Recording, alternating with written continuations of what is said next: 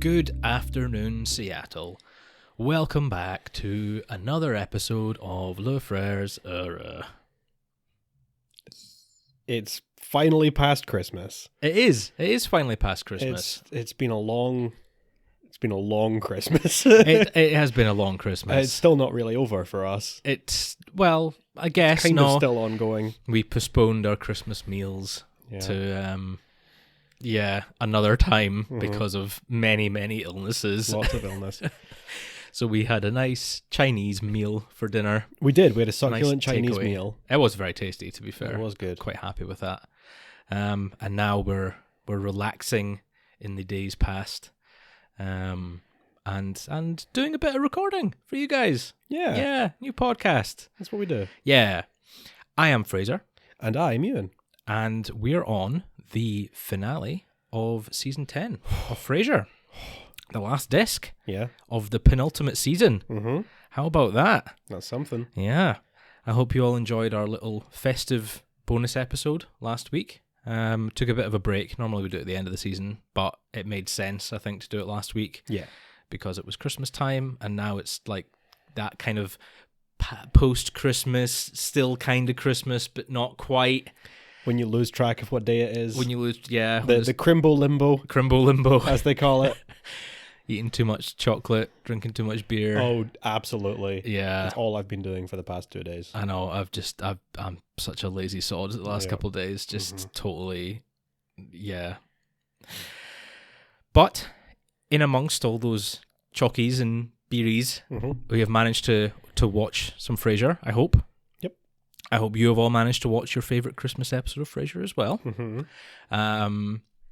Do let us know if you're watching Frasier over the festive period, whether you're watching it alone or with family or whatever. I love hearing the story. I love hearing people saying like, oh yeah, we always sit down at Christmas time watching Frasier together as a family. And I'm like, oh, that's what we do. That's nice. what we did. Yeah. We didn't this year. We watched, what did we watch? We watched The Brood. We watched The Brood. We watched the David Cronenberg, The Brood. Yeah. We watched Jingle All the Way. Jingle All the Way is pretty and festive. Die Hard. That's true. Also festive. And Silent Night, Deadly Night. And Silent Night, Deadly Night. Which are all very festive films. Yeah. Yeah, we just had a movie marathon. We did. Because it was basically just the two of us. Yep. Chinese and movie marathon with some beeries. It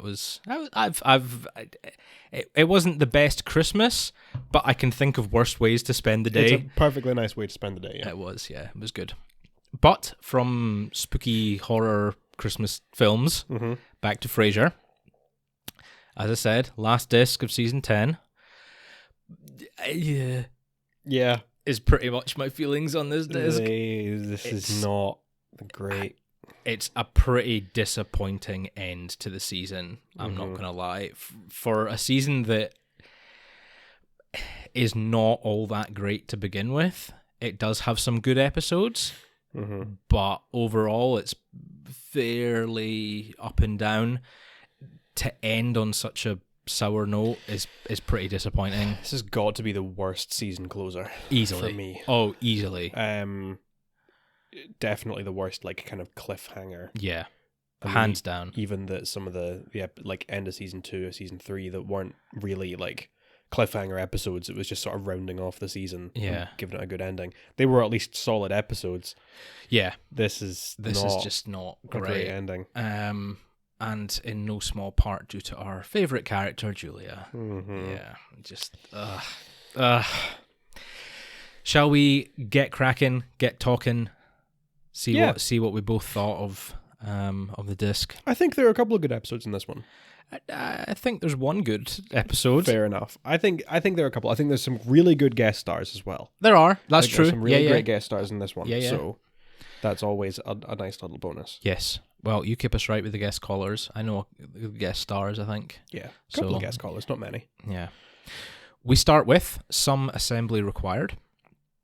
Frasier and the KCL team, or some of the KCL team, are busy building Habitat for Humanity. What's the thing called? Yeah, Habitat for Humanity. Habitat for Humanity.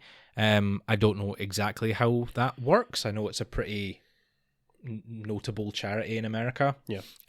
Basically, folk get together, build a house for people in need, and then whoever needs it moves in. So we're introduced to the family who move in. I can't remember what the name of the family is. No, neither can I. The Grants. The Grants. The Grant family. I've got my cheat sheet up next to me. The Grant family. And they're very grateful. They're very appreciative. But Frasier just... there's no words to describe just how insufferable he is in this episode. He's the worst. You know, we've had some episodes where we're kind of like, oh, he's just Frasier being the worst, and it's like this is the worstiest of the worst. Probably, yeah. He's just so rude and entitled and really condescending. Oh yeah. You know, he's convinced that because he had a hand in building this house, he thinks he's partly responsible for building the house when all he did was sit and watch the paint dry. What was it? Yeah, stirred the paint and brought the joiner's tools and things like that. Just stuff to keep him busy, basically. And he comes in and he's like, oh, they're not worthy of the house. They're too poor to know how to decorate properly. It's like, oh my god. But just the idea of this, like, okay, fair enough, like local celebrity, I guess, but you're moving into a house. The fact that you're part of the program, obviously you're not the most well-off family in the world, I can imagine. You're grateful to have this home built for you and to move in and to start, you know, that chapter of your life. To have this person knocking on your door it's implied like every day, every couple of days. Yeah. He's knocking on the door and criticizing something about the way the house looks or what they're doing with it or whatever. And it's just, that would be so horrible. How would you deal with that? I don't know. Like, what would you... I don't even know what you would say. It's so unheard of that people would be so as you say, like entitled for him to come and do that. And yeah, Frasier just throughout the episode is just basically complaining about them. He just goes to visit them, doesn't like their sense of decor, and then complains about it, and then goes back and criticizes something else, and eventually they get sick of him, and he says that they're not worthy of the house that he helped build for them. Yeah. And everyone rightfully calls him out. Rose in particular kind of says, like, what are you talking about? It's their house. Leave them alone. Yeah.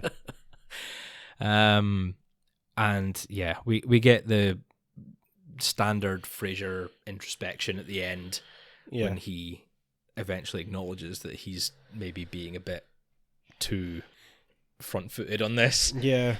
Well, even then, he doesn't really acknowledge it as him doing anything wrong. He sees it as a challenge that he has to overcome their bad taste.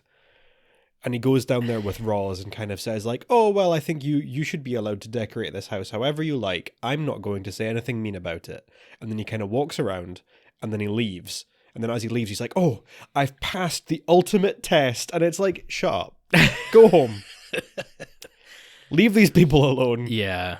Go back to your damn $1 million penthouse. I know. And leave these poor people alone, please. Yeah, it's such a shame. I just feel so bad for the family. The whole episode, I'm just like, just leave them alone. So yeah, it's really not an enjoyable episode to watch. It's Frasier's on his particularly insufferable side. Yeah. Throughout the whole episode. I guess the one redeeming factor of this episode is the school talk that Martin and Eddie are giving. Mm-hmm. They're doing like a school safety visit. You know how you got all those assemblies as kids? Yeah. You had these random strangers come and tell you how to live your life. Yeah, the police come in and they would talk about, I don't know, what would the police talk about? Not to do drugs. I guess it was mostly drugs. Yeah. There was a lot of drug talks at our school. There were a lot of drug talks at our school. I remember hearing a story. It wasn't at our school, but I heard a story about one of these drug talks where the police came in and they were like, oh, here's like a display of some examples of different types of drugs so that you like are aware. And they had like, here are some like joints. We're going to pass these around so you know what they look like. I've got 3 of them. I'm going to pass out 3 joints and I'm going to get 3 of them back. And they pass them around and everyone takes them all and then they only get 2 back. and the guy at the police are like, right, okay, I handed out 3. We're locking this door. None of you are getting out until I get all 3 joints back. Now, no judgment. I'm going to pass these around again, and I want to get all 3 of them back. And they pass them around, and he gets back 4. No way. I don't know how true that is. I saw that someone told that story of like one of these. I mean, assemblies to be online fair, there are some Scottish schools that I would not doubt that something like that Something like happened. that would absolutely happen. Yeah, it's not beyond the realms of possibility.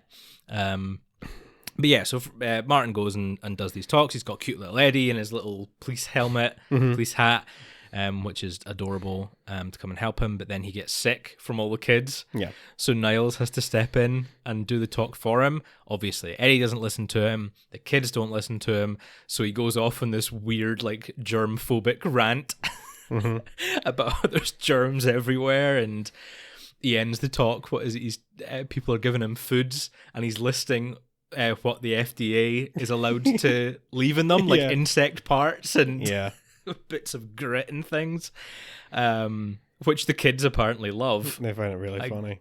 I mean, to be fair, I'd probably find that pretty funny.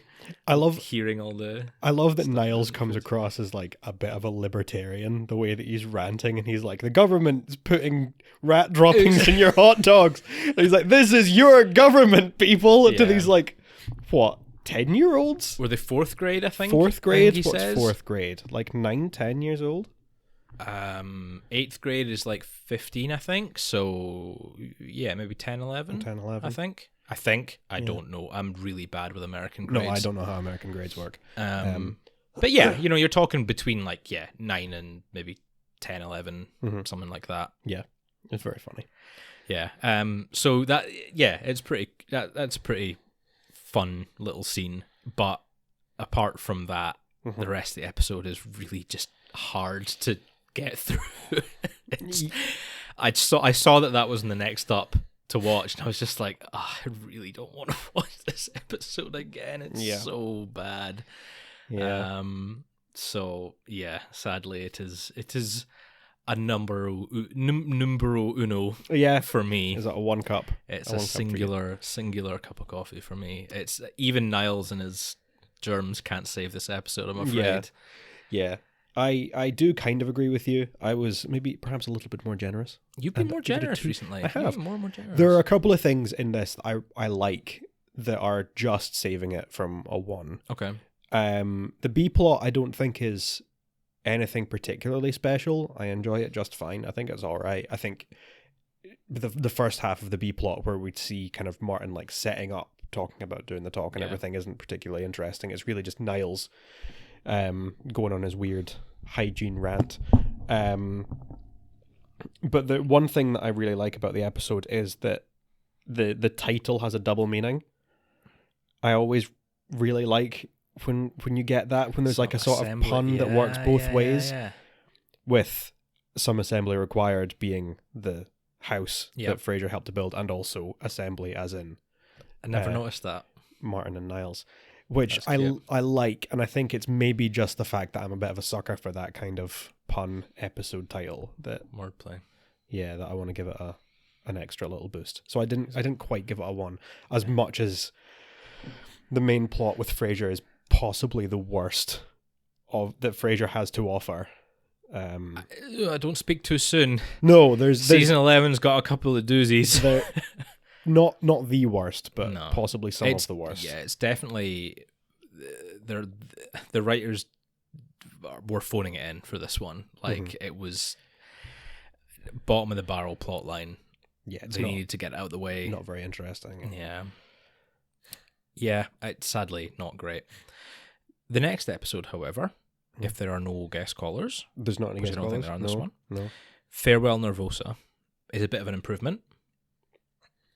We've got a great little guest star, Elvis Costello. Elvis Costello, the musician, the singer-songwriter, and apparently actor. Didn't realize it was him. I've only heard of him and heard his music, but I've never dug any deeper into who he is. He has acted in a couple of things, especially kind of before this point, but usually he's kind of playing himself, right, or playing like a sort of generic musician like he is here. He's Yeah. not really acting as like a character. He's kind of just like doing sort of weird little kind of a play on himself. He was in Austin Powers. He was in one of the Austin Powers films. Oh, really? I can't remember which one it is, but there's one, and I think it's him and who is it? It might be Tom Jones. No, That would track. Tom Jones or like Burt Bacharach or something. There's Burt Bacharach. There's is it Quincy Jones Quincy Jones. who did the music? Is that his name? Oh yeah. Like did the theme. Austin Powers. Yeah. It's not Waltz. What's it called? the Bossa Nova. Bossa Nova. That's the Yeah. one. Which is Yeah. a great bit of music, by the way. Oh, of course. But there's like a scene where they just do a little musical number, and it's Elvis Costello and someone else famous. It might be Tom Jones. I can't remember. So like he does act in a few other things. Yeah.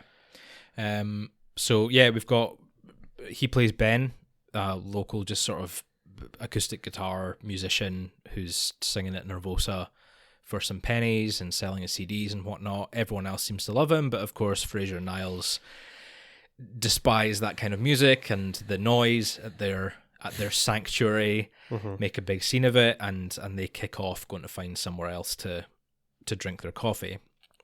Sideways to this, we've got Avery, played by John Hannah. Yep. Who everyone knows from the Mummy films. We love John Hannah. We do love John Hannah. He's also done many other things, but I think that's probably what he's best known for. Four Weddings and a Funeral. Four Weddings and a Funeral, yeah. Agents of S.H.I.E.L.D. Was he in that? Agents of S.H.I.E.L.D., yeah, okay. As like I don't know if you could call him a villain. Was he a villain? Anti-hero? I guess. Yeah. Yeah. But he's great. Like, if watching interviews and stuff with him, he's got such a like on-point sense of humor. He's amazing. The Mummy films is probably what he's best known for, and also what he is best in. Oh yeah, 100%. I just love him. Love him in that. So Avery is Frasier's accountant, or I guess old friend / recently hired accountant, because it's kind of implied that he's been doing accounts with Frasier or has done them before, but wasn't his current accountant. Because he's kind of coming in fresh and looking through the file. I don't know. It's a bit weird. He kind of steps back into Frasier's life, but not sure. For whatever reason, he does, and that is important because when Frasier and Niles are out scouting for new coffee shops, they bump into Avery and Julia, who you all remember from our disdainful size in previous episodes. Last couple of discs. They spot them kissing in one of the coffee shops, and given that Avery is a married man, that's a big no-no in Frasier's eyes. And also, did they say that he has kids? Yeah, I think believe they maybe say that so. he has a daughter. I think they do something later on. Yeah, when he's on the phone. Yeah, maybe. When he says goodnight to the kids, maybe. Or maybe. But yeah, so that kind of puts Frasier in this awkward position where he doesn't like Julia, he doesn't respect her, but he also doesn't. He wants to warn her that Avery is married, because he doesn't approve of how Avery is carrying on. Which, good on him. To be fair, like, even if he doesn't like Julia, it's kind of nice that he would think to do that for her. Mm-hmm. Of course, after Frasier's usual moral quandaries and back and forth, he does tell her, and they're having an affair. Yeah, she already knows, and she doesn't care. Which kind of irritates Frasier. There's a lot of screaming outside. There is. I don't know. Is there like a party or something going on? I don't know, because it doesn't sound like it's coming from. That was very loud. You've got a little like football pitch. It might be the cricket pitch. Yeah. Outside, yeah. I don't know. From there. I'm leaving this in. I'm not going to cut this out. I've not known many people to get that excited about cricket. Yeah, that was very loud. Where was I?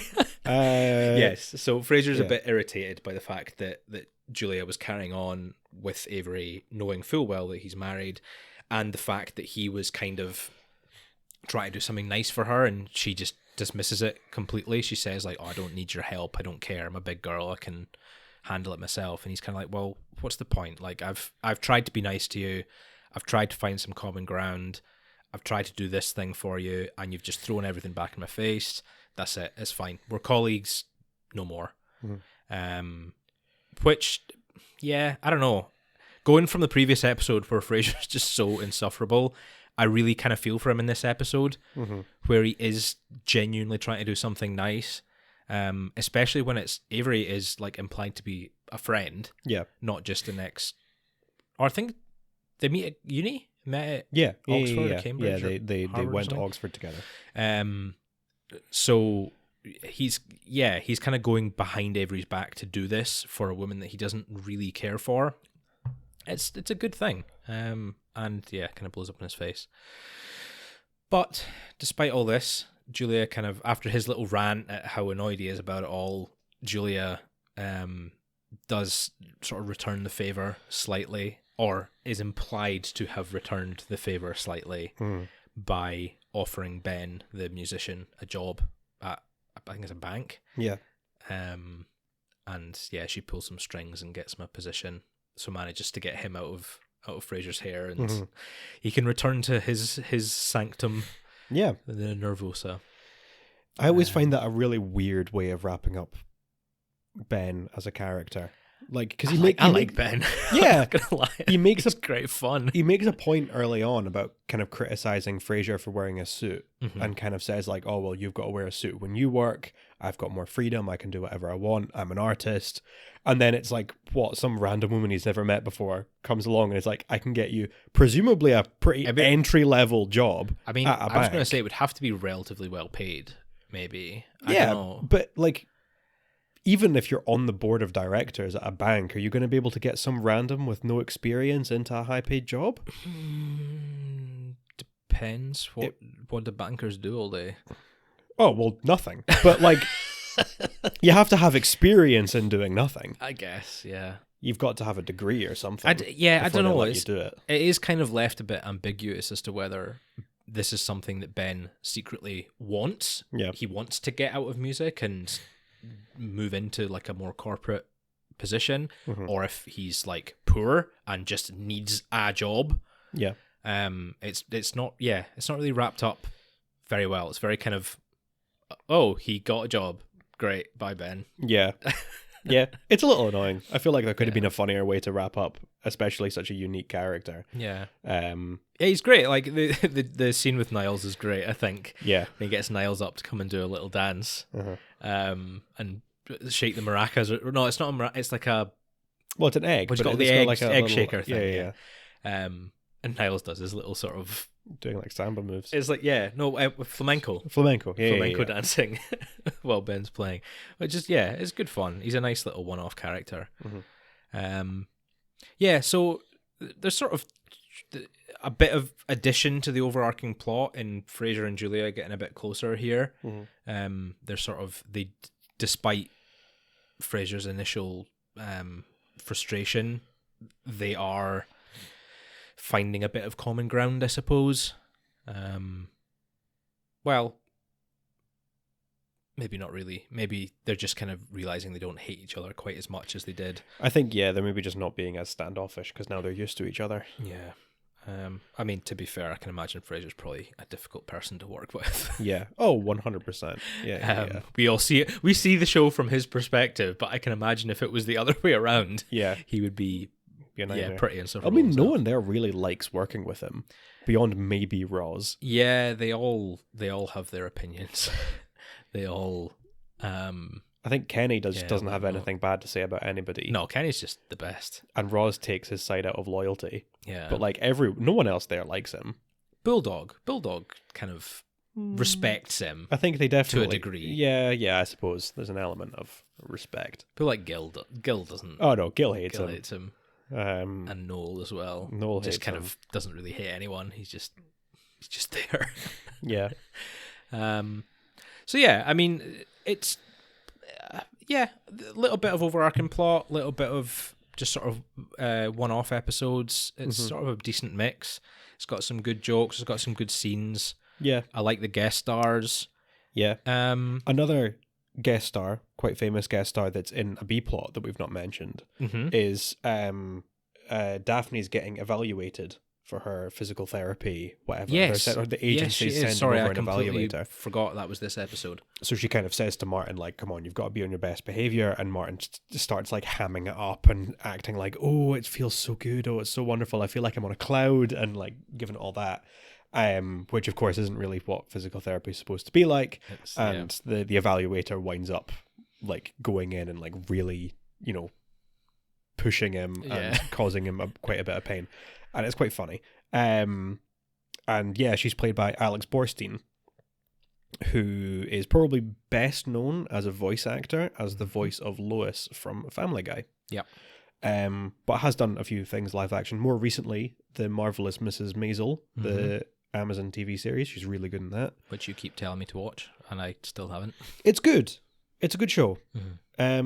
Written by the same people that wrote Gilmore Girls. I was going to say, because which she was also in Gilmore Girls. She had a very small part in like the first season. She was in a few episodes in the first season and didn't really appear after that.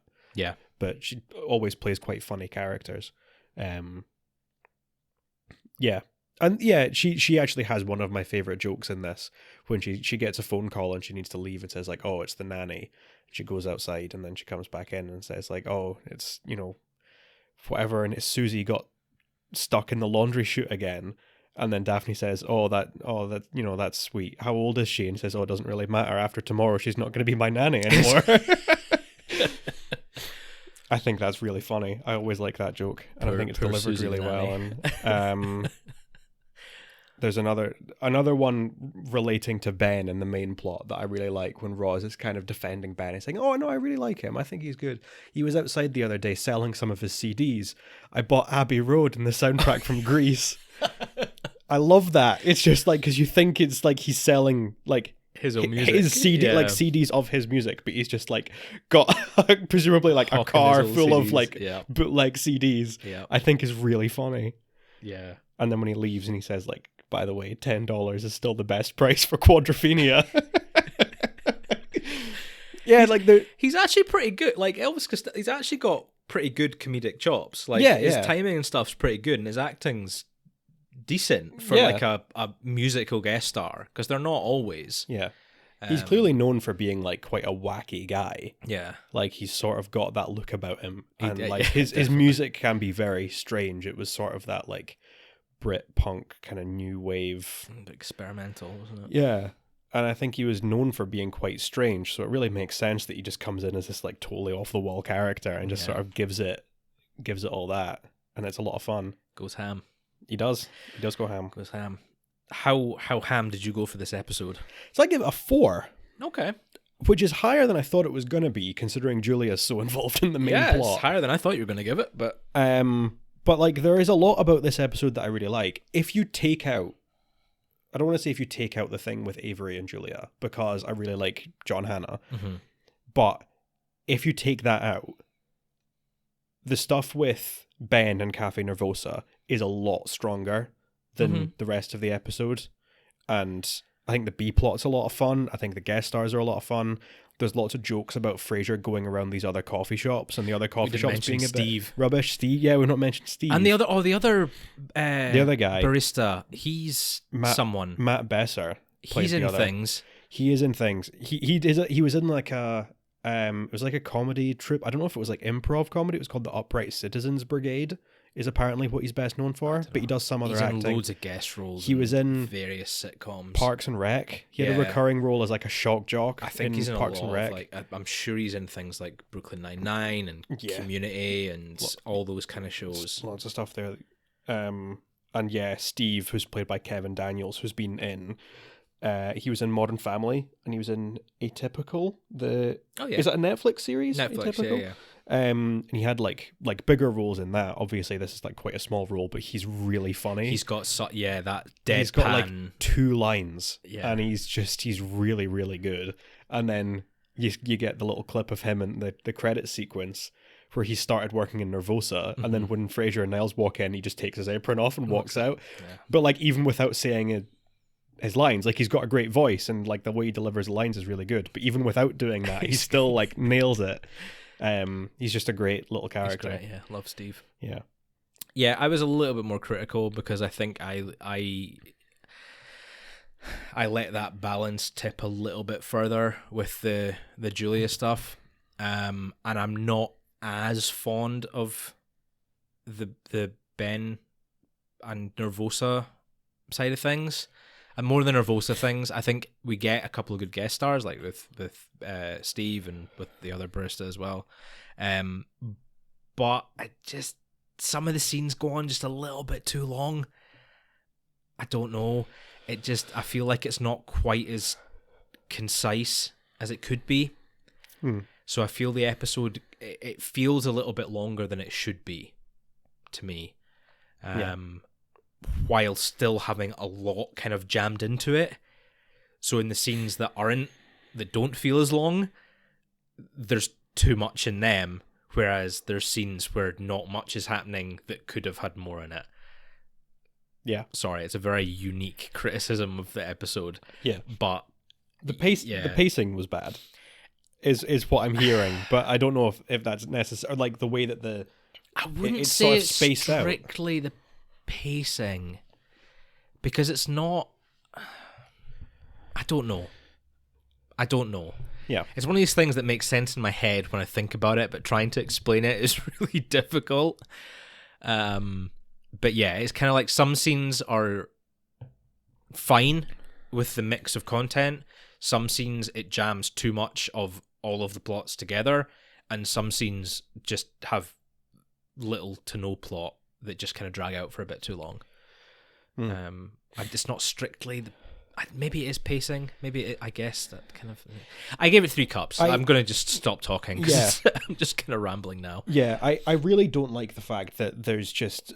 It does feel like there's too much going on, because the whole like having to leave Nervosa kicks off the thing with the stuff with Avery and Julia, but also they're not actually related to each other. Yeah, they're not one plot. Yeah, they're 2 separate things, and it annoys me because I think the Nervosa stuff has enough going on to be an episode. Yes. Yeah, absolutely. So it would have worked so much better if they hadn't bothered with the whole Avery Julia thing. Yeah. Especially considering that runs on into not the next episode, but or the episode after that, but the one after that. Yeah. The penultimate. Yes. Of this season. It would probably have made more sense if they just devoted more time to that in a later episode rather than trying to do it sort of half and half here, and then kind of half bake it and have that spread out over the 2-parter. Yeah. And have Farewell Nervosa just all about Ben and finding a new coffee shop. Yeah, I think that would have been better. Oh well. Can't always get what we want. Yeah. So what did you give it cups wise? 3. A 3. I give it 3 cups. Yeah. It's not decent. It's not a bad episode by any means. Still puts it as one of the stronger on this disc, I think. Yeah, it is. Second strongest on the disc for me. But what can you do? Yeah. Next up, The Devil and Dr. Phil. Mm-hmm. What to say about this episode?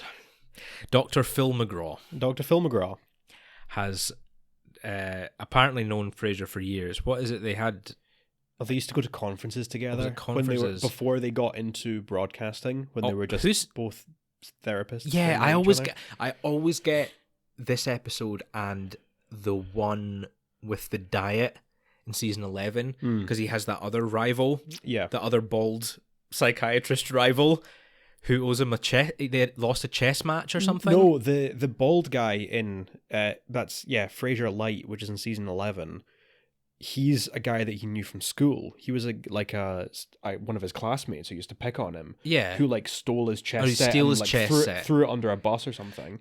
I always get them mixed up, right? Because I always think the reason that he and that Frasier and Dr. Phil don't get on is because Dr. Phil cheated him out of money after playing a chess match. Yeah. And I don't know why, because it has nothing to do with chess whatsoever. Yeah. Well, I mean, it is that. It's just poker. He lost at poker, wasn't it? Supposedly cheated him out of money, although he didn't. He just won. Frasier just lost. And Frasier is just a stubborn arsehole. Yeah. So Dr. Phil's in town for a conference, and Roz finds out that Frasier knows him and wants to introduce him because she loves Dr. Phil. Don't know why. Awful person in real life. Yeah, but is he? I don't really know anything about him. He's the same as like Jeremy Kyle in the UK. He just exploits Yeah. poor and sort of abused people for monetary gain. For entertainment. And entertainment, yeah. So I don't have any respect for him. And he's not really a doctor, I don't think. He might not be. I don't think he's got a proper doctorate. Yeah. I could be wrong on that. He's got a PhD in physical education, or something whatever like it was that, that the Dr. probably. Nora's got a PhD in physical education. He just seems like a bit of a skeevy guy. Yeah, no, I definitely can see that he's a bit of a... I would have assumed that he's a bit of an arsehole. I just didn't know if there was a specific reason, if he had done something horrible. I don't think there's anything like a specific specific event. It's just his general persona. Yeah. It's just not particularly kind or nice as much as he like purports to be. So anyway, so we get to the film. He's filming his episode, or he's doing it's about to go into his conference or something. They meet him, whatever, and it turns out he's like touring. He's touring, and it's BB Glazer is his agent, who we've not seen in a wee while, not since Kirsten Chenoweth, who plays Junior Agent. What's her name? I can't remember. I can't remember her name. Oh my god, that's really bad. Neither can I. When she takes over as Frasier's agent, and fires BB. This is the first episode we've seen her back. After bumping into her at Dr. Phil's whatever, she is sort of chasing Frasier down and trying to get him back, trying to schmooze him. Yeah. Get him back as a client. Or possibly more than a client. Or possibly more. We have this amazing scene at her hotel room when it all like adds up. It's one of those scenes where it's like one by one you don't really peg what's happening, and then all of a sudden clicks together and gives you this great scene of Baby stepping out of the room with like the smoke behind her and the choir chanting and the red neon lights of the advert across the hall make it seem like she's the devil come back to take his soul away or something. She's just being her usual self. But we kind of get a bit of a glimpse of her from season 2 when she's kind of flirting with Frasier and trying to sleep with him and everything. Yeah. And it's, she does get him back in the end. Yeah. Because as a client, BB always gets what she wants, I guess. Yeah, as a client, not as anything more. I don't know. Is it suggested that... Because in the end, we get the little scene with BB and Dr. Phil. Yes. They're playing poker, and Dr. Phil... It's kind of revealed that she was never actually his agent. Yeah. And she was just kind of using him to manipulate Frasier to get him back as a client. Yeah. So was her seducing him in inverted quotes. I'm doing my little quotes, finger hands things. Was that like part of the plan? Who knows? I don't know. Her whole life is a lie. She lies for a living. She does. She does lie for a living. Honestly, you never know what's going on. But it leads to some. I don't know. I was going to say it leads to some funny scenes. It leads to a funny scene. It leads to a very funny scene. Yeah. The rest of the episode, to be honest, is pretty lackluster. There's not really a whole lot to it. I don't think, as much as I don't really like Dr. Phil, the fact that the episode is kind of revolves around him, he's not in it an awful lot. No, he's not. He's in one scene at the start and then another scene at the end, which could arguably just be like a sort of post credits little scene, supplementary epilogue, I guess you would call it. Yeah. So I don't know. He's not really utilized much. And there's just not really much to it. There's just not much to it. There's really not at all. There's really not. That's pretty much it, and it's just a way to reintroduce BB, I guess. Who again we don't see for quite a while. I don't think there are any. I mean, we see her right at the end of the next season. Yeah. But I don't think there's any episodes like during season 11 that she's in, is there? I can't remember. I always think this episode is later on, to be fair. I always think this episode is much later, possibly due to the quality of the episode. Possibly. But Possibly. yeah, I don't know. It's really not great. No, I it's really don't like this episode at all. It's not. I gave it a 1. You gave it another 1? Yeah. Wow. Okay. I gave this a 2 again. Okay. Yet again, I was very close to giving it a 1, much like you, but I chose to give it a 2 because there's... I like the Faust stuff, as I have called it. All the jokes about like Frasier selling his soul and like the kind of... The scene in the hotel, I think, is very well done. Yeah. It's not very Frasier, but it's like very overdone. It's very surreal and yeah, like... but I do kind of like that. I do think it's really funny. Yeah. And there is a line when Frasier's talking about going back to BB and hiring her as an agent again because she can help him, and who cares if she's being immoral? She can help my career. And Niall says like, I think there's something a bit Faustian about it. And Frasier says, Faust was an idiot. I'm going to be a star. And I love that line. I think it's really funny and very well delivered, even though at this point Kelsey Grammer is kind of starting to phone it in a little, I think. At this point in the show. Maybe a touch. 20 years of playing Frasier, he's phoning it in a little. Yeah. But yeah, that kind of just saves it. Is there a B plot? I can't remember. I genuinely cannot remember. I feel like there must be. There must be something. Like, Daphne and Martin have got to be doing something, right? I don't know what. I don't remember. I didn't write anything down in my notes. Is Gertrude still kicking about? She started working at Nervosa.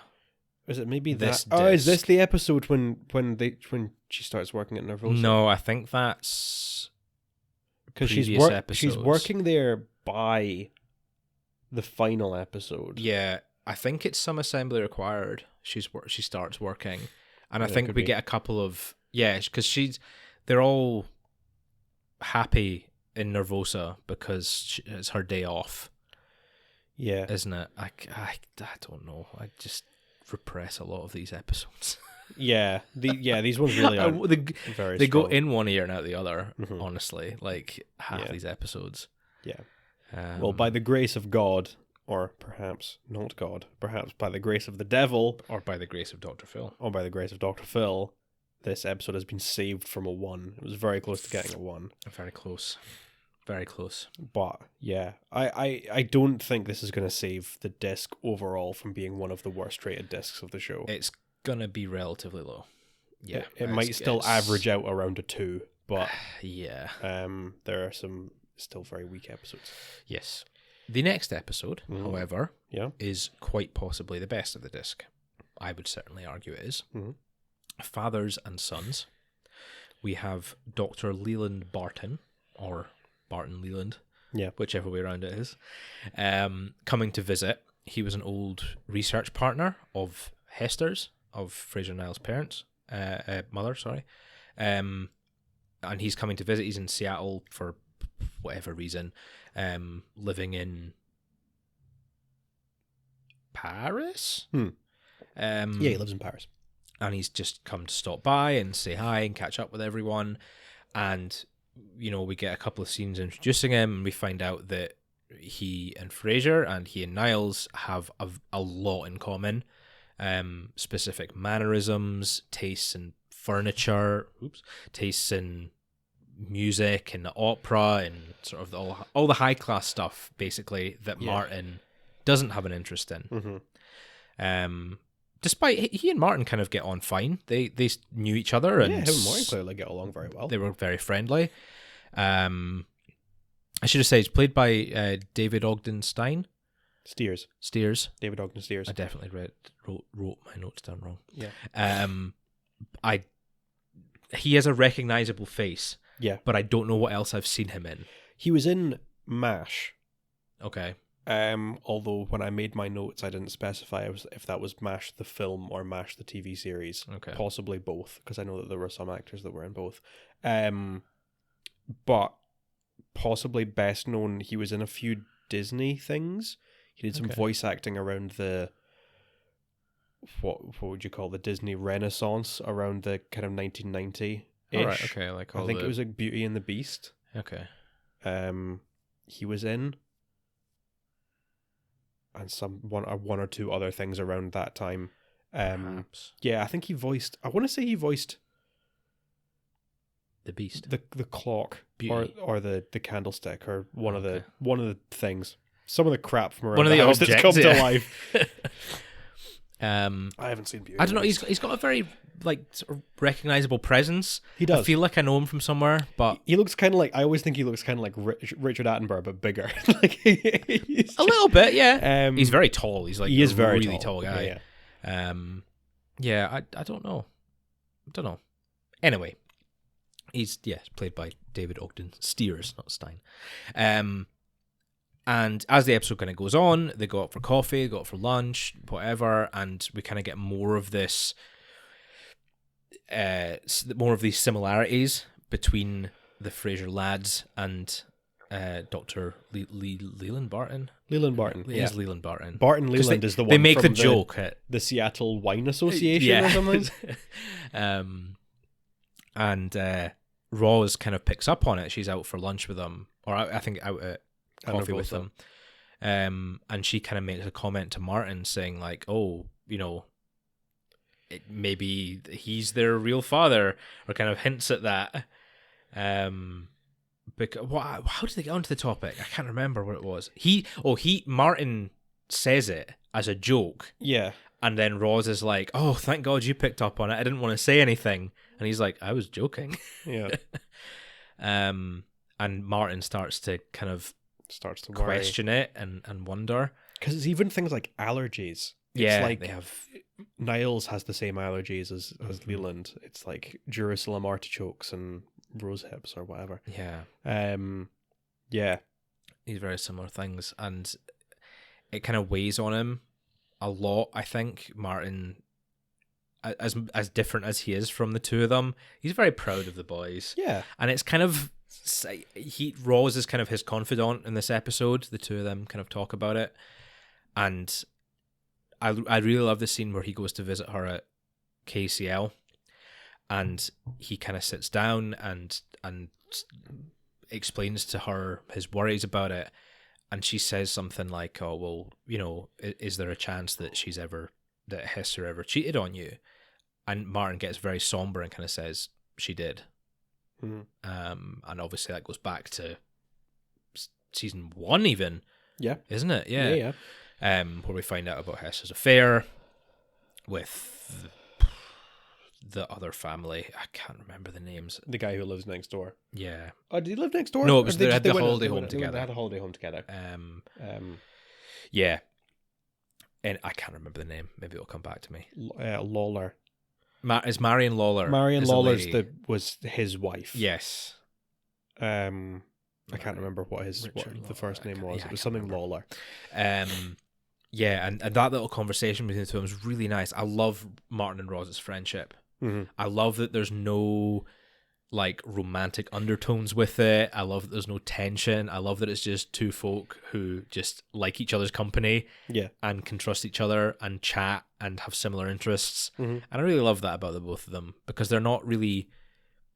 You wouldn't necessarily consider the colleague of the main character and the father of the main character to be like friends. Yeah, it's not really a very common pairing, I guess. Yeah, it's definitely, even in this, it's not a pairing that we see very often, but they do work really but when well we together. do, it's like it's even great. Very early on in the show when they first meet, they get along. And you can see the similarities between the two of them and how like those are compared to, well, like Daphne's just weird and Frasier and Niles are really pretentious. Yeah. So you've got like Roz and Martin are kind of the only two normal ones. Very down to earth. So when people, they get together, they kind of, they sort of bounce off each other, and they both drink beer, and they, play poker together, stuff like that. And it's really nice. Yeah. Yeah. No, I agree. I like that. And it ends with one of my favorite scenes of the show. We have a little, it's not confrontation, but Martin kind of chats to Leland and says, "Look, I can't let you leave without asking you. I need to know, is there a chance that they're your kids?" and he says, or I think he says, how I know you loved Hester. My question is, how much? And he says, enough to trust her with the fact that I'm gay. Yeah. And Martin's like, oh, cool. Yeah. But that scene's really nice as well, actually. This scene with the two of them kind of remembering Hester and saying how much they loved each other, and how much they loved the respective partner as well. Yeah. Is really sweet, and them kind of saying goodbye. And then my one of my favorite scenes of the whole show is the final scene where Martin comes back in to the flat and Frasier and Niles are at the piano, and he kind of sits against the door and he says, my boys. And then they sing, out on the window sat a little tom tit, singing willow, tit willow, tit willow. And I said to him, Dickie Bird, why do you sit singing willow, tit willow, tit willow? I don't know the song. I don't know what it's from. I don't recognize it. I don't know. But it's so funny. And just Kelsey Grammer and David Hyde Pierce singing it. They're just, they're really just funny singing going for it. And Martin just throws his cane. He gives up. He's like, ugh. Puts his headphones on and goes back to watching the football or whatever. But it's just brilliant. I love it. It's just such a... It kind of encapsulates all of their feelings, all of his feelings towards them, of like this love until he actually thinks about it and is like, they're so different from me. We're nothing alike. Yeah. But it's a really sweet episode. It's a little bit more on the emotional side, but it does still have quite a lot of humor to it. It has a lot of humor to it. Yeah. I think it's really funny. It's great. And the guest star, Dr. Leland Barton, I think is great. Yeah. I think he's a really nice guest star. I think it's nice funny. to explore a bit of the past as well with Hester. It's always nice.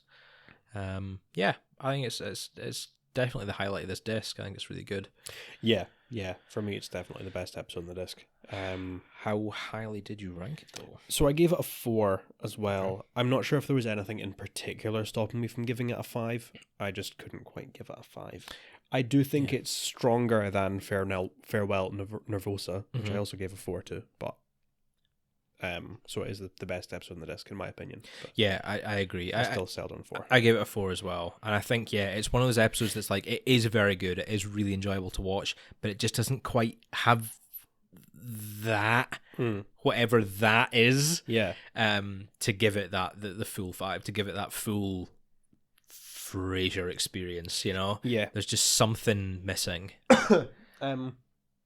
Something that I think is going to stop a lot of episodes around this point, probably like season 9 through 11, is going to stop a lot of episodes from hitting a 5, is that the writers are clearly going very safe. I feel like we haven't had as many 5s, and we also haven't had as many 1s, because they're not committing to any like particularly interesting ideas. They're kind of just going like, okay, we're going to get a guest star in, we're going to we've got a team of writers who are going to crack out some like half decent jokes, we're going to wrap them all together and we're going to call it a day. And sometimes it works pretty strongly, like here or in Farewell Nervosa, in my opinion. We do get pretty good episodes. They're like well written, they are funny, but there's nothing in them that really drives them to don't stand out quite the as same much. point as some of the earlier episodes that are like really cracking, like My Coffee with Niles, or I don't know, something like Author. Yeah, no, I think you're right. I mean, it's hard to compare anything to My Coffee with Niles, because that to me is the gold standard, right? Of not only of Frasier, but like of sitcom. It is such a perfect 25 minutes of television. Yeah, like it is really absolutely outstanding. And it's what makes Frasier so special, is episodes like that. So when you're 10 seasons in at this point, we've gone over it before, you're going to start rehashing old ground. You're going to start going to think like we've had stuff with Martin's past before. We've had stuff with Frasier and Niles' family drama back in the day, Yeah. It's not a totally unique story at this point. and it's not something that would feel out of place in another sitcom as well. I think that's kind of what makes all those earlier episodes so perfect, is because you can't picture them in another show. Yeah. They're Frasier. They're perfect episodes of Frasier. Whereas even the good episodes of a lot of the later series, there's not necessarily things in them that you couldn't take the plot of, change the writing around a little bit, and plop it into another sitcom, and it would give you a pretty similar result of a decent 25 minutes of television, you know? I guess what I'm trying to say is I agree with you. It's very much like they are going from these unique scenarios, these very, what Frasier became known for, to just sort of gradually winding down and making it more accessible to people. Yeah. I suppose. More sitcom-y, more generic and kind of formulaic. I think earlier episodes of the show didn't so much have like the sort of A plot, B plot dynamic that we've got very consistently at this point in the show. There is an A plot and then there is a B plot. And even if we can't remember them because they're not interesting, B plots are usually only a couple of scenes, and it's just sort of to pad them out. And like any episode with a really strong A plot usually has a weaker B plot, and anything with a weak A plot has a stronger B plot. And it definitely feels like they're just sort of balancing it out so that they can just make all of the episodes sort of generic and smooth, and that's why we're only really getting like 2, 3, 4. We're not getting 1s and 5s because the writers are sort of amping things up just enough to stop them from being bad, but not putting anything in them to make them particularly good. Yeah. So, and it's frustrating. It is a bit. Because an episode like Fathers and Sons is great. Yeah. It's just not the best. Like, if they just added a little bit more of that special Fraser special Fraser sauce. No, that's not. Don't add that. Don't add. No. That special Fraser sauce. The secret hobo spices. You need to add those secret hobo spices. Yeah. Into an episode of Frasier to make it just special. To make it spot on. Yeah. Yeah. Well, it's a shame, but at least we agree. Four cupper. Yep. Pretty good episode, and unfortunately the last good episode of this season. Yes. The final two, I assume you agree with me, are not great. Not good. But let's fire on, and then we can get into some better episodes in season 11. Yep. So, two-parter. Analyzed Kiss is part 1. We have, as you said earlier, a slight carry-on from that arc with Avery and Julia. They have broken up, which at first seems to be fairly amicable. They've just gone their separate ways. It's fine until we find out that they were working on a program together, working on like a financial program together, or algorithm or something, and Avery has kind of cut Julia out of her half of the work, or 2/3 of the work, I think she says, and just kind of thrown her to the wayside because they broke up and he doesn't want to anymore. Yeah. So Frasier kind of offers to help out and see if he can reason with Avery, and then eventually they go and decide to break into his office and trash the program and subsequently his entire desk and computer. But during that fiasco, they are interrupted by the cleaning lady. They sneak into a cupboard, and supposedly to just shut him up, Julia kisses Frasier, and this is the downfall of these next few episodes, unfortunately. Yeah. I don't want to say shoehorning in a romance plot, because I guess they kind of have been building up to this. That is the intention. It was just a bad intention. Yeah, it was just they made Julia so unlikable that even after they kiss, you're not rooting for them to get together. Yeah. You still want rid of her. You're screaming at the screen, leave her, ignore it, move on with your life. Do not pursue this relationship, you fool. Yeah. And of course, Frasier being Frasier, he does pursue it. Because he's just so hard up. I just nothing against Felicity Huffman. She's a very attractive woman, but the character that she plays is not worth that attractiveness. No. She is so awful. Yeah. She is such an awful human being and just entirely repulsive to be around. I just can't fathom it.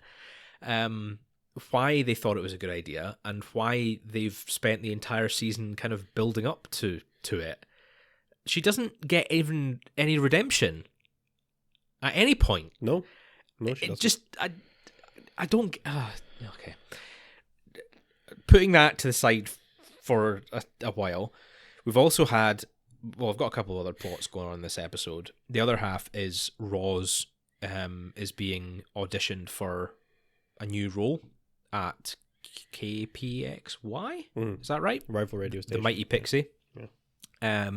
She's been brought in for, I think it's like program director or something like that. Something higher up than her current position. Yeah. And they approached her. She wasn't applying, so she's quite flattered that they're seeking her out. And she's going to interview with Woody Wiswell, who she apparently slept with years before. And then she goes to the interview, and it turns out that it was the guy's father that she slept with, Woody Wiswell Sr. Yeah. Which is, that's a funny little scene. I do like that reveal where she kind of says, like, well, because we slept together, and he's like, no, we didn't. When? And she kind of goes, like, what, at this conference? And he's like, no, that wasn't me. You must have me confused with someone else. Yeah. And he's like, well, who else is called Woody Wiswell? Oh, nobody. It's just me and my dad. And they both kind of like look. Oh, they almost look into the camera. They just look at each other. Yeah. Yeah. But despite that, she somehow manages to get the job. And yeah, that kind of ties off. Well, that part of the episode, that plot of the episode is kind of tied off. Roz is moving away to a new job. Frasier and Julia are still kind of got this weird tension, unresolved feelings thing going on. That carries over into the next episode. We've also got the B plot with Martin taking Niles to the shooting range, which I think is quite funny, actually. I quite like this little B plot. As someone who loves guns. Yeah. Yeah. Don't judge me, people, please. Yeah. I still all for gun reform and all that jazz. Yeah, we can't get them in this country anyway. Unfortunately. Well, not unfortunately. Like, I accept that we don't. But, yes. like, I always feel so hypocritical when I talk about stuff like this because I am all for, like, strict gun regulation, no reason for big weaponry or anything like that in people's homes. But if I lived in a country where you could own a gun, I 100% would. Yeah. Because I love guns and I love shooting. Which it just feels very hypocritical of myself. Yeah. Well, I mean, no, I don't think it is. It's not. It's like, but it's not hypocritical. It's not legal here. Yeah. So I don't own a gun, and I'm perfectly okay with that. Yeah. I can live my life, and I don't. It's not like I need them, or I'm campaigning to make them accessible or anything. There are plenty of countries where you can own guns. It's just controlled much more strictly than in other countries. I'll not start naming countries. We all know what we're talking about here. Start trying to name and shame countries and their gun laws, but like, you know, you can own a gun. You can't have it at home. You need to keep it in it has to be at a locker in a controlled environment. It needs to be like a shooting range. With that. I'd be absolutely fine with that. You know, and you need to go through training, and a lot of the countries that do that also have national service still, meaning that they have got not just private training, but proper military service training. Yeah, I think to be honest, probably also would own a gun if I lived somewhere. But for me, it's not I would want to own a gun because I would enjoy going to a shooting range and Yeah. practicing marksmanship, Oh, same. marksmanship and stuff. No, Yeah. it wouldn't be that. Oh, for it me. wouldn't be that. Sorry. You were saying For it me, wouldn't it's be that. more, if I am living in a country where I know that anyone around me could have a gun on them or have a gun in their flat, I would feel incredibly unsafe, and I would want to Unless have you're a gun in my flat to protect myself. That's fair. I would much rather nobody had them, Yeah. or at least nobody had them handy at any given time. I'm definitely not for people like open carrying or concealed carrying weapons in public. I'm not particularly in favor of people having them in their houses. If you want to own a gun because you like shooting, great, whatever, as long as you know how to use it safely. Yeah. Gun control is a whole thing. I didn't want to get into that. It's but a hot button issue. Wanted to mention it. But no, I do agree with you. Like, and I definitely don't disrespect you for thinking that you would want to own a gun. Yeah. But I don't think it's hypocritical at all. What you're saying, it's the same. Like here, like obviously, I think some criminals do own guns in this country. Yeah. You know, but it is very much illegal, and if you get caught with it, you will go to jail for a long time. Yes. So I'm relatively comfortable that I'm not going to have someone at the door trying to rob me with a gun. Yeah. But they could still come in with a weapon, and that's why I have a baseball bat next to my bed. Yeah. Because if someone breaks into the house, I want something to defend myself with. Yes. So in that same scenario, like if you're in a country where anyone could own a gun and kick down your door and start blasting, Yeah. like you'd want something of equal measure to defend yourself with. Yeah. I get that angle as well. But yeah, for me, it's just I love shooting. I love like shooting range. Every time I go to my partner's home, which is in another country, Yeah. and they it's not like legal to own a gun there, but you can go to the shooting range even as tourists. Always make sure I go because I love it. It's really cathartic. I can imagine it is. I mean, Niles talks about it here as being, you know, you're practicing focus and discipline, and he says it's like meditation, and everyone kind of laughs at him, and it's sort of played as a joke, but it honestly kind of is. It is like that. You know, people practice plenty of things like that. You know, it's a sport. It is. Marksmanship is a sport. It's not really any different than, you know, throwing darts or, I don't know. I mean, other than the strength and speed of... Yeah, okay. I'm trying to think of sports that I know what you mean. Like that, I know what where you mean. It's more about sort of like focus and... aiming at a target and hitting the target. Yeah. I know what you mean. Yeah. So from that angle, I think it's like, it's great fun. I really enjoy it. But in this, Niles is kind of, I think, of very much the opposite end, where he detests it, doesn't enjoy it at all, but takes Martin down because he likes to go every now and then. And we know that Martin has a gun as well, I think. He owns a gun in the house. And then he gets quite into it when he's kind of teased by Martin into having a shot, and he quite enjoys it. And then he gets like very much into it, and then he finds out that all of his friends are militia.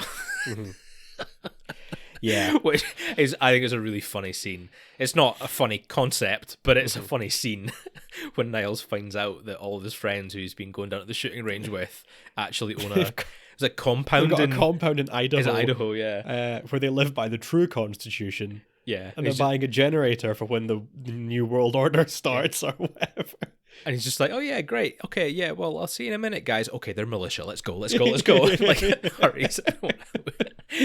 I really love that scene. Yeah, it's very... like, we're going to our compound. Ooh, just like the Kennedys. I think that's really funny. That is a great line, yeah. But it's funny. It's not... This isn't... I wouldn't say this is a particularly, like, politically loaded episode. It's, you know, a lot of... Oops, just kicked the table. A lot of episodes surrounding like shooting ranges and like gun control and things like that, they are very like politically charged. There's a lot of like commentary on it. Yeah. This episode doesn't, it kind of pokes fun at the different types of gun owners, but there's not really a motivation behind any of it, which I kind of like. It's kind of a bit of a change. It's not really going one way or the other. It's definitely sort of stepping away from demonizing the idea of having guns and enjoying guns, generally speaking, but it is also criticizing people who are perhaps a little bit too into arming themselves to overthrow the government. Yeah. Yeah. So yeah, I kind of like that, and it's got a couple of funny lines. Niles is great, just his enthusiasm for for guns and everything. Yeah, it's pretty funny. When he has to count the shells in the bucket so that he can win the ATV, and Niles goes, "What kind of TV? What kind of TV?" Yeah, it's a great little scene at the gun show. And to be honest, that's kind of what saves the episode for me. I like that little plot. The rest of the episode is, despite maybe the interview scene with Roz and Woody Wiswell, I think it's quite funny. The rest of the episode's just, I know what it's building up to. And I know that's not fair to criticize an episode based on knowing what's coming next. When it's a 2-part, I'll allow it. But it's, the whole Frasier Julia thing just, it doesn't make sense, realistically. It doesn't. Like, we know Frasier's been attracted to women like that before. Like, I always find it very similar and kind of comparative to Kate in season 3, because they're very antagonistic toward each other. But then, when they're together, they're sort of on quite similar terms. Yes. And they kind of get each other. And also, she's not completely evil to everyone. Yeah. Even though some people see it that way, she is a relatively reasonable and nice she is. person. She's just doing her job. Julia is like played as just totally awful. So it just doesn't make sense that Frasier would pursue that. I mean, it does and it doesn't. It does because it's Frasier, and of course he would try and save her from being evil, but it doesn't because she's just that awful. There's nothing redeemable about her. Yeah. That's one of the things that I do that does annoy me about the whole Julia arc, is that right in the first episode when she's introduced, Roz makes a comment about, like, I knew that you were going to do this. I knew that someone like this was going to come in and you were immediately going to make a move because you need, like, a project. You need to rescue women from themselves. Yeah.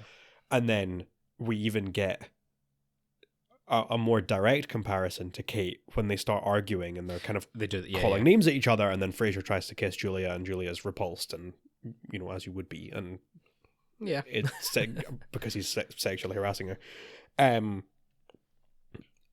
And yeah, it annoys me so much that they go through all that and then they still, I mean, that's the start of the season. Episodes something later? Like that, That's the end of season.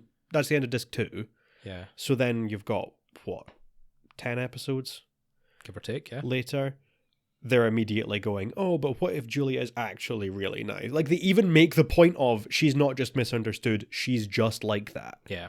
In that episode, in The Harassed. And then in this one, they're like, oh, but what if she is actually misunderstood? And then they drive home the romantic angle. But they give us nothing to justify that. Yeah, they don't. That's the thing. It's never like, get... yeah, by virtue of Frasier chasing her, you're kind of, as the audience, supposed to think, oh, maybe there is something there. Maybe we should be caring more for her. But they do nothing to actually make us think that she is in any way attractive to people. It's just wild. Again, not physically unattractive. Yes, no digs at Felicity Huffman here. Just, you know what I mean. In terms of personality, absolutely.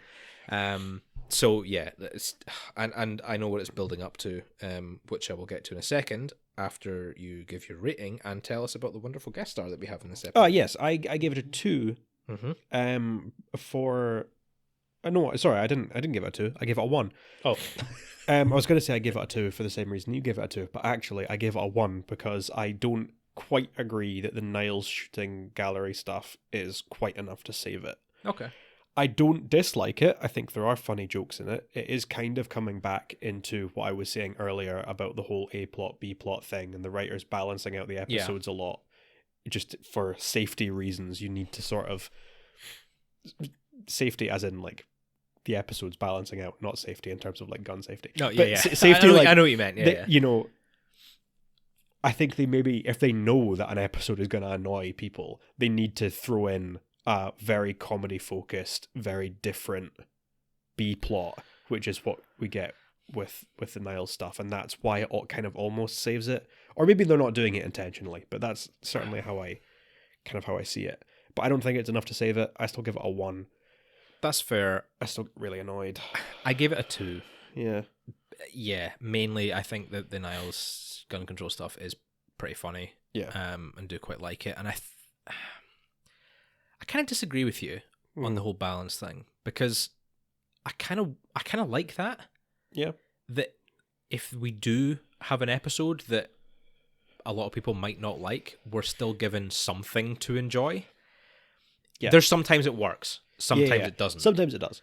I think here it works in our favor. I think where it doesn't is in other episodes where they're kind of having to detract from what could otherwise be a stronger episode. I agree. Yeah. Or there are definitely episodes where you want more focus on the main plot. Going towards mediocrity rather than actually just like taking a punt and seeing if something really strong happens. Yeah, no, I don't disagree. But yeah.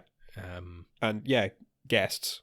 So Red, who's the militia guy that Niles meets at the shooting range, is played by Dennis Cockrum, who has been in various other things. I don't know if there's anything. Very recognizable face. Very recognizable face, but I don't know if there is anything in particular that I know him from, to be totally honest. He's got quite like that sort of hardened look. I think he's usually playing like sort of cops or definitely ex-army, like sort of military type or like a police type. And a guest caller, I think the only guest caller of the disc. Yep. The wonderful Bill Paxton. We love a Bill Paxton from Aliens, Twister, Apollo 13, Titanic, all sorts of stuff. I miss Bill Paxton. He's really good. He is great. Actually, very early role of Bill. I was going to say very early. I don't know if it is that early. It's just a very small role, so I always assume it's super early. The original Terminator. He is. Yeah. Right at the beginning when Arnie first shows up, there's a bunch of punks. He is, yeah. And he's like the leader Brian Thompson as well. Yeah. From X-Files. That's why, that's where my mind goes when I think of that scene. But yeah. And they're like hassling him. Giving him shtick. Giving him the business. Yeah. Yeah, we love Bill Paxton. He's really funny in this. They steer into the, like, he is sort of like insane. Conspiracy nut. My dog wants me to take off my foil helmet. Yeah. The Martians are trying to steal my brain waves. But Bill Paxton sells it. I think he does a good job. He does. He's one of my favourite guest calls of the season. He's very funny. Okay, moving on to the final episode, the second of the 2 parts. A new position for Roz. So it's very much focusing on Roz leaving now. The Frasier Julia thing, it kind of expands on, but also doesn't focus on it too much until later in the episode. So they do start seeing each other, or they agree to start seeing each other more. I just hate it so much that I kind of forget a lot about what happens. But they do kind of have this discussion and they kiss again, and they're kind of like, okay, well, maybe we should have dinner or have drinks or something. And they just kind of slowly start seeing more of each other.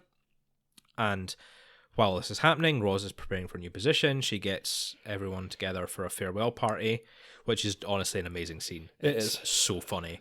It's similar to like the Harassed when we get all the KCL team together and it's just one-liner after one-liner. It's so funny. It's it's Bulldog and Gil and Noel and Kenny just bouncing off of each other perfectly. It is. And they work really team. well. And I'll come back to some of my favorite lines. We'll come back to that. But eventually at the end of that, after everyone's saying their kind words, Frasier does a speech as well. Roz decides to stay and not take the new position, which I always find kind of weird. Like, after your farewell party, you're kind of like, oh, thanks for all your gifts, I'm gonna stay. Yeah. But whatever, I'm glad she's staying.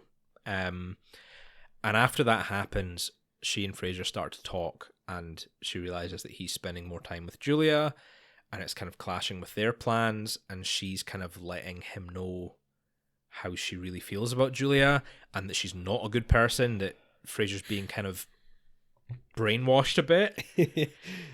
he's thinking with his nugs. He's not thinking with his brain. There's a word that my partner always uses that I find really funny, and I don't know if it's entirely appropriate for Frasier talk, and I apologize if anyone's offended by this. Pussymatized. I've not heard that ever, but I'll allow it. I definitely think it's accurate here. He's just like, he's so hard up for a date that he's just got his rose-colored glasses on. He's looking past all of Julia's incredibly obvious flaws. Yeah, and but she kind of plays it up as well. Yeah, because she comes over and brings like Martin dinner. Martin agrees to help Roz out. They have another little chat that, you know, Roz warns him, she's no good, don't trust her, she's just gonna get her hooks in and ruin everything. And she kind of brings Martin dessert or something from dinner and wins him over, putting on this persona. And we get a confrontation between Julia and Roz. They have an argument in KCL. Julia accuses Roz of being jealous. Roz, we're kind of supposed to think that might be the case. Yeah. But we know that it's not really. We know that she's just looking out for him and that Julia is evil. Yeah. And this leads up to one of the most heartbreaking scenes of the whole show. It's so awful. I hate it so much. I hate watching it. When she comes round to Fraser's apartment and they're together, they're having dinner, and Roz says to Fraser, like, look, I'm your friend. I'm telling you to trust me. She's wrong for you. She's evil. It's her or me. Make your decision. And Fraser, like, takes a bit of cake from Julia and just, like, stares at Roz as she leaves. Mm-hmm. It's like, oh my god, yeah. What are you doing? Why would you do that? And then the final scene is her taking the new position. She does take the new job, and it's like, it's such a downer to end the season. It's just, and it's such a downer as well. It's like, it's so horrible to watch. We're seeing like one of our favorite characters just get totally screwed over. It makes me so sad. I hate it. I hate watching it. And the first couple of episodes of the new season aren't that much better, to be honest. They're not, because they're just building off of this. And yeah, they just kind of whole thing. round off this little plot. But we also have the sort of semi-farewell to Gertrude, which I guess is a positive in this episode. Yeah. Frasier? Roz... nope. Try again. Niles and Daphne finally stand up to Gertrude and kick her out, to which they feel guilty, so they end up buying her an apartment, or it's implied that they buy her an apartment. They're helping her pay for rent. Yeah, in Seattle. And that's kind of... she's not really in it as much after that. She's been. I don't know if she's in it at all in season 11, is she? Well, she's in the finale. Is she? I don't know if she is. I feel like she isn't, because in the finale we get Simon and a couple more of Daphne's brothers. She must be. I don't think she is. We'll see. Obviously, we'll see. We'll get to that in a few weeks' time. But she must be. We'll see. Yeah. But anyway, it's the end of Gertrude for a while, if not forever. Yes. And that kind of ties that off. It ties the season off nicely, and it's kind of Roz and Daphne's... I keep saying Roz. Niles and Daphne's way of moving on with their life as well. It kind of allows us to give them a bit of a new plot in season 11 as well, which I like. It's kind of letting them break free and do something new. Yeah, kicked off in this episode while they're babysitting Alice, Roz's daughter, and they start talking about potentially having children, but they don't want to do it while Gertrude's still around, and that's kind of why the main reason they give her the boot. Yeah, kicking her out. So yeah, there's a bit of a mixed bag in this episode, because the whole Roz and Julia angle is kind of interesting to watch, at least up until the final scene, which is just sad. But it's kind of, I kind of like I mean, I hate it because I know who is right, but I kind of like what they're trying to do, where that you're not really sure who you're supposed to root for. But again, like we were saying, we've been given no reason to like Julia. If we'd been given more of a reason to like her, it might have been a bit more of a swing. Yeah. Like if she got on with everyone except for Roz. Yeah. Whereas it's implied that she's just kind of... She doesn't get along well with anyone. Except Frasier, who she's sleeping with, and Martin, who she's pretty obviously manipulating. Yeah. Bribing. Sucking up to, yeah. So... Yeah, I get really annoyed at this one because it really... Frasier's position really doesn't make any sense. Like... I always think it's at least a little bit unreasonable for Roz to come in and make this ultimatum of it's her or me. I don't think that's the right way to handle it. But the very bottom line is that Frasier taking Julia's side there is a horrible thing to do. Yeah. And if I were Roz, I would probably never forgive him. Yeah, no, to be honest, yeah. Especially considering, 2 episodes later, Julia is out the picture because she's a horrible person. Yeah. Spoilers. Yeah. But yeah, it's I don't know. It's a difficult thing to hear when you're in a relationship, no matter how new or old. Oh yeah. When you hear that your friends don't like them, it's not nice, but sometimes it needs to be said. Yeah. So it's kind of like she could have been a bit more tactful, but I agree that regardless of what happened, if your best friend of 10 years who has put up with all your shenanigans for 10 years is coming to you and saying, I have a legitimate reason to think this way. Mm-hmm. Please take my side. I am asking you to take my side over her. And you pick the woman that you've been seeing for like a couple of weeks. Yeah. It's bang out of line. That you've had a very poor relationship with for the past up until the last 2 weeks. Yeah. You've known, and then you've suddenly started sleeping together, and now you're like, oh, she could be the one. Yeah. I hate Frasier so much. It's horrible. So yeah, most of this episode not great. Kind of like what they were trying to do with the plot, but it falls a bit flat. The one saving grace of this episode is the dinner at KCL, which I think is just genius. Again, it's Bulldog's relationship with Roz is amazing. Yeah, Noel trying to flirt with her, Gil doing his speech about magnetizing the ladies and hi ho silver away and chugging his wine. Just chugging this glass of red wine, and then Kenny immediately being like, right, that's it, bar's closed. Yes, yeah. It's really funny. And Noel, the second time that he's done it now, when he gets up in Bulldog's face and starts trying to throw down. It's very funny, and I really like it. And it, much like how you rated the last episode, it is the one thing that saves it from a 1 for me. I give it a 2 this time. I agree with you this time. Yeah, I gave it a 2 as well. Because, I think that scene is just so good. And to be fair, actually, Peri Gilpin's performance throughout the episode as well. It is. It's good. It's pretty good. When she's kind of standing off with Julia, is very, believable. Mm-hmm. And her scene at the end with sort of pleading with Frasier is quite sad. So rate her for that. Yeah. And that's us. There you go. We're left on a cliffhanger. Roz is off to a new job. Julia is in the picture. Will she replace Roz as Frasier's number 2? Nope. Thankfully not. I think I might have stopped watching it. Nah. I don't know.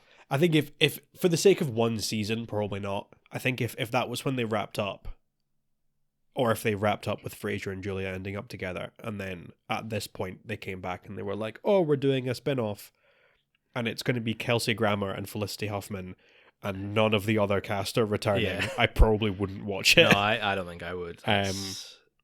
Yeah, she's just no good, and it's the whole. It's kind of the importance that they give her character as well. Just annoys me. Throughout this whole season, she's always like the girl in the background, you know. Yeah. That Frasier's got his eye on, and then revolving the whole cliffhanger of the season around her as well, and her antagonism towards Roz. It's a really bizarre decision. Yeah. I don't know why they decided to go this route, because all the previous cliffhangers up until this point have at least been pretty reasonable. Yeah. This one just seems way out of left field. Yeah. We're even kind of getting the cliffhanger with the sort of, now that Gertrude's out of the picture, Niles and Daphne are going to start trying to get pregnant. Yeah. You probably could have had a cliffhanger of Daphne's pregnant. Yeah. It wouldn't have necessarily been a super dramatic, like, ooh, what's going to happen? But it would have been a nice dramatic reveal to close the season out. Yeah. Yeah. I'm sure we will have thoughts next week. Oh, many thoughts. When we return for season 11, the final season, the final 4 discs. I know. 4 episodes left. Well, maybe do. We'll maybe do a little bit of magic behind the scenes, and we'll maybe figure out do a special finale episode, or maybe a special ranking episode at the end. Maybe I do. Oh, I've got some ideas. You got some ideas? I've got some ideas. I'll throw some. You got your pie charts together? I've not yet. Well, I need to wait until all the episodes are finished. Okay, that's fine. Once all the episodes are finished, I want to see some pie charts. Yes. Everyone wants to see the pie charts. That's why we have followers. Yeah. It's because I promised them pie charts way back. And they're holding on to that. They're holding on to the pie charts. Yep. Okay, before we finish up, any highlights for this disc? I know you've not got a whole lot to choose from, but oh boy, I don't really know. Possibly just Leland Barton in Fathers and Sons. Yeah. And there's a scene in there, I think, just the stuff with Martin generally, and how he is very loving in his own way, no matter how different he is from Frasier and Niles. Still clearly cares about them and is very proud of them, even if he doesn't always show it, and that whole thing. And there's a scene when he's talking with Roz and kind of saying like, oh, but I have nothing in common with Frasier and Niles, and Roz starts listing things about like, oh, you've got a strong sense of ethics and you're very stubborn and defensive and whatever. And Martin starts kind of like mirroring the traits that Roz is saying. I always find that really funny, and I think it's a really nice little bit. But Perry Gilpin and John Mahoney, do it really well there and sort of bounce off each other. I really like that scene. Yeah, that's nice. I'm trying to think what we give it to. There's a couple of really great scenes in this disc, even though the overall quality is maybe not fantastic.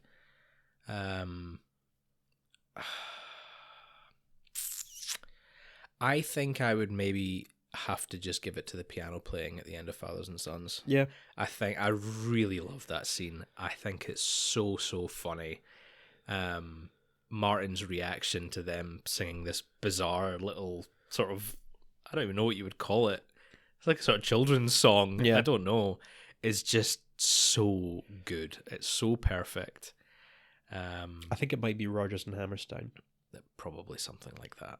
Because I think that the other one that they're doing, I am the very model of a modern Major General, is from the HMS Pinafore. Yes. So I'm assuming it's probably another song from the HMS Pinafore, or maybe just something else by Rodgers and Hammerstein.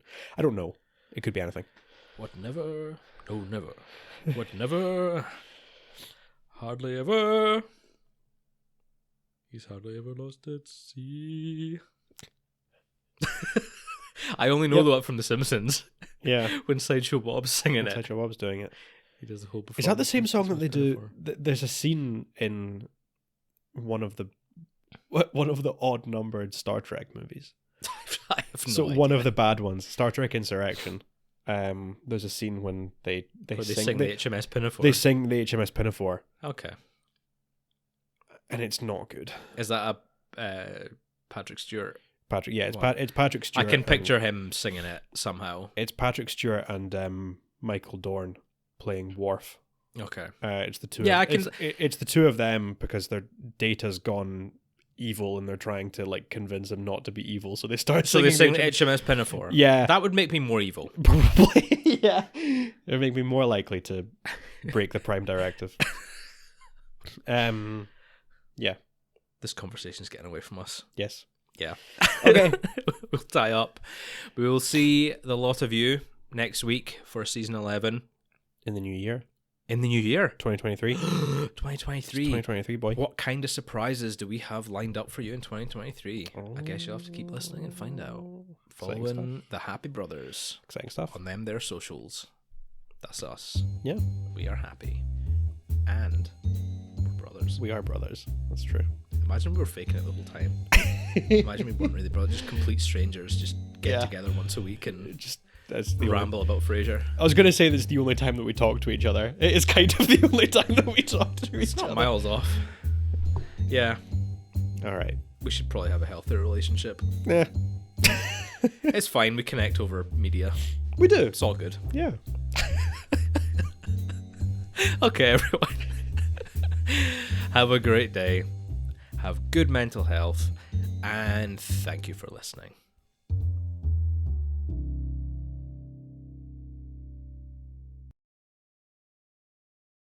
This has been a Happy Brothers podcast. Make sure to follow us on Twitter and Instagram at HappyBrosPod. All opinions are our own, and as always, special thanks to Leah O'Donnell for the show's artwork.